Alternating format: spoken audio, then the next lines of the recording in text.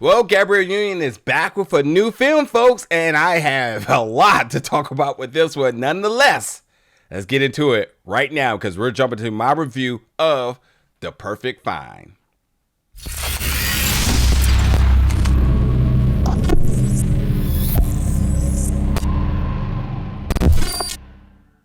What's up, everybody, and welcome back to the channel today for another review. Today, we're going to be reviewing the new film, The Perfect Fine, which is coming to Netflix June 23rd, and recently, where I saw it at Tribeca Film Festival 2023. So, folks, Gabrielle Union is the star of this film, and I'm going to just start right there that if you have seen a previous Gabrielle Union film, this one just feels like it fits right into that catalog because for whatever reason, her films seem to build the same exact way. I will talk about it, but by all means, like the tone, the conflict, even the minor twist, it just all feels like the same film to the point I literally thought, have I seen this before? So you can swap out supporting actors. You can swap out even the plot. But overall, the films feel like a Gabrielle Union film. It's just what it is here. But nonetheless, it's not to say that the film isn't a good film. She is the producer in this film as well.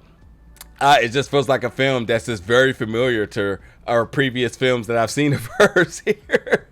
But Gabrielle Union, she stars as the character Jenna, who is a 40-year-old single black professional looking to make a name for herself here. Because while the fashion career that she once had, she's looking to make a comeback, and she's had some surrounding troubles here. Like she had a terrible breakup, lost her job. She basically hit rock bottom. But she decides to jump back on the horse and get a job with a previous friend of hers. Her boss at this point, her boss Darcy, who again, they have a past. Whether you want to call them friends or not, I don't know. I guess that's subjective, but they have a past. And upon taking this job, there were a few very minor but major requests among the two of them, which, whatever. But Darcy said, listen, stay away from my son. They talk about their past, so that request did not just come out of nowhere. And her son, well, played by Keith Powers as Eric, well, yeah, he's young, he's charming, handsome.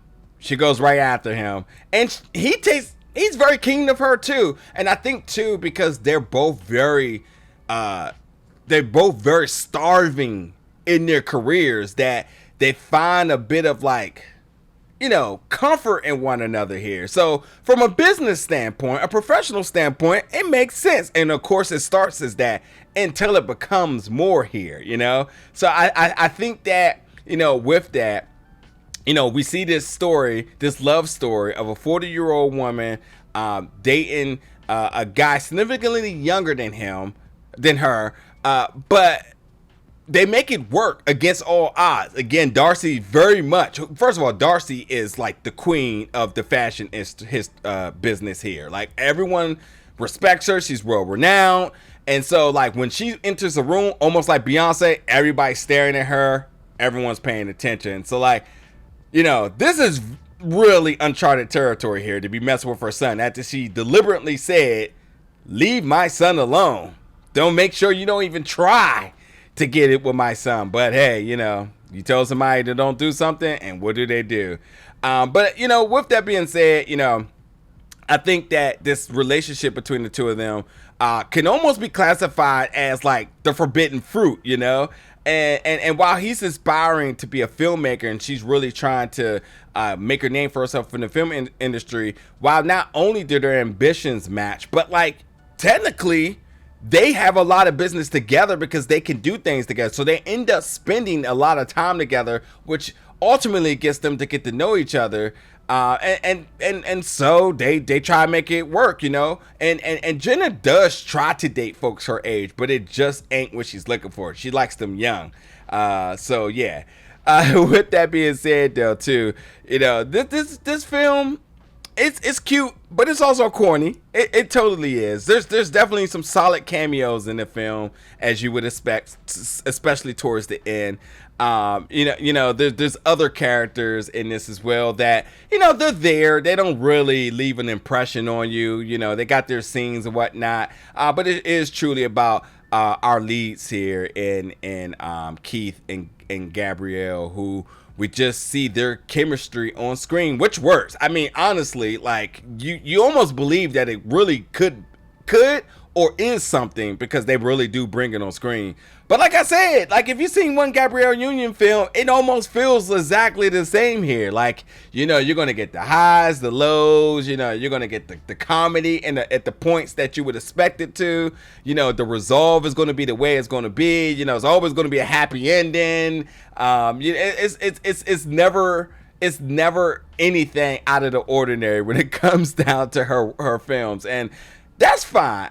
And also too, with, if you look at the cast, excuse me, if you look at like the filming crew, whether the director, the writer, or producers, like you've seen these other folks work, and with that, I think they also bring their aesthetic to this film. So like the film certainly feels like things you've seen before, because I think everybody's like bringing their experience, their talents, and they're like meshing it up together. And again, it's a solid film. It just feels like a film that like I've seen before, because I've seen a lot of the other folks' work that's involved with this. So it just kind of makes sense that I would feel that way. So, I'm calling it what it is.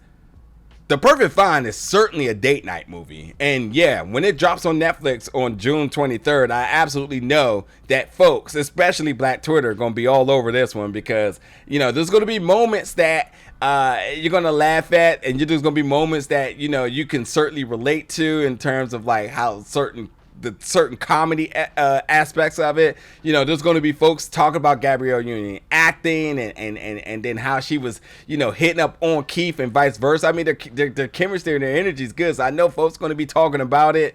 And then there's the cameos at the end that folks will love, as it's always a little treat to see other celebrities pop up in film. So yeah, without doubt, it's on Netflix, where a lot of people spend their time at, so a lot of people are going to check this out, and I think people will enjoy it. But as I mentioned for the very last time, if you've seen a previous Gabrielle Union film, this one just fits right in the catalog. Don't expect anything granular here at all. This is a fun watch, entertaining watch, a love story that just hits all the typical love story tropes, including the Gabrielle Union tropes. And then it just ends, and you're like, well, I seen it. What's next? So anyway, The Perfect Find, folks, on Netflix, June 23rd. Get in the comments. Let me know your thoughts about it when you check it out. And as always, stay tuned for more reviews very soon.